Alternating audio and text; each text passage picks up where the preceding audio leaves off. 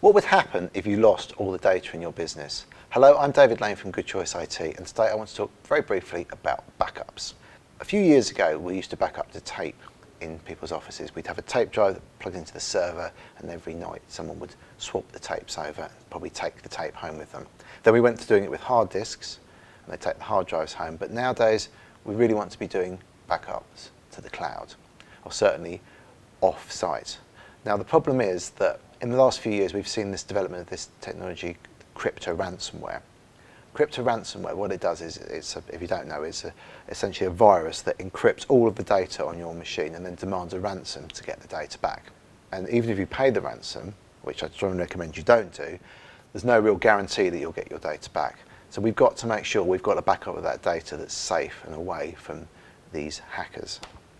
There's also another problem, is we really need to have a local copy of the data as well. So if you do lose your server because it gets encrypted, we really want to be able to restore it quickly. So what we recommend is we have a local storage of the data, maybe to an external drive, and then we also back up over the internet. And that way we can be sure that if you do have a problem, we can get the data back.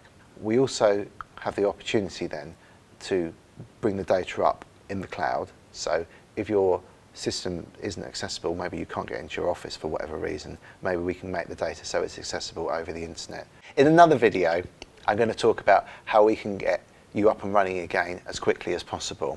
But it's very important that you think about this now, because we're seeing businesses where they're losing all their data because they haven't got adequate backups in place. If you'd like to know more, please feel free to get in touch.